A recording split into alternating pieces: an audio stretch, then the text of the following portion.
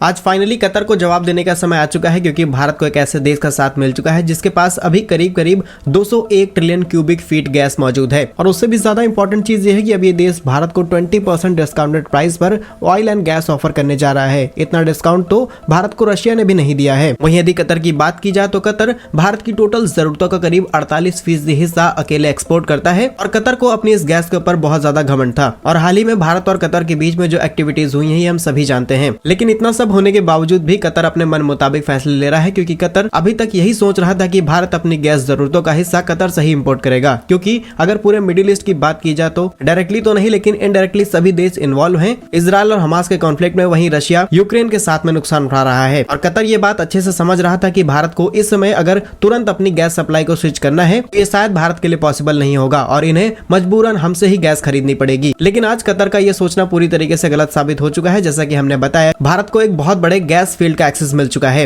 इसके अलावा जिस नए देश में भारत को एक्सेस मिला है वहां पर हम न सिर्फ गैस खरीद सकते हैं बल्कि कई इंडियन कंपनीज वहां पर ऑलरेडी काम कर रही हैं और वहां से वो गैस एक्सपोर्ट भी कर सकती हैं और देशों के अंदर। पूरी डेवलपमेंट क्या है छोटे से वीडियो में समझते हैं। बस हमें सपोर्ट करने के लिए इस वीडियो को लाइक और चैनल को सब्सक्राइब कीजिएगा और वीडियो को लास्ट में बहुत ही इंपॉर्टेंट क्वेश्चन पूछा गया है, उसका जवाब जरूर दीजिएगा। दोस्तों, जहां आज की इस वीडियो में हम बात करेंगे वेनेजुएला की, जिसके पास बड़ी मात्रा में नेचुरल रिसोर्सेज मौजूद हैं। और सिर्फ अगर गैस की बात की जाए तो वेनेजुएला के पास करीब 201 ट्रिलियन क्यूबिक फीट गैस मौजूद है। लेकिन अभी तक भारत यहां से गैस इंपोर्ट नहीं करा पा रहा था, क्योंकि इसके पीछे बड़े रीजन ये थे कि यूनाइटेड स्टेट यानी कि अमेरिका ने वेनेजुएला के ऊपर 2 फरवरी 2015 को कई तरीके के सैंक्शंस लगा दिए थे। और अमेरिका का सैंक्शंस लगाने के पीछे रीजन यही था कि वेनेजुएला के अंदर ह्यूमन राइट्स अब्यूज हो रहे थे, पॉलिटिकल करप्शन था और भी कई तरीके की अनसर्टेनिटीज की वजह से अमेरिका ने वेनेजुएला के ऊपर सैंक्शंस लगाए थे। लेकिन रिसेंटली अमेरिका ने वेनेजुएला से सभी सैंक्शंस हटा लिए हैं, जहां पर अब वेनेजुएला अपनी ऑयल एंड गैस को इजीली पूरी दुनिया के अंदर बेच सकता है। वहीं रिपोर्ट्स में ये भी कहा गया है कि अगले 6 मंथ के लिए सैंक्शंस को हटाया गया है, लेकिन आगे चल के इनको और ज्यादा बढ़ाया जा सकता है। लेकिन यहाँ पर अगर भारत की बात की जाए तो भारत की सबसे बड़ी ऑयल एंड गैस कंपनी जिसका नाम है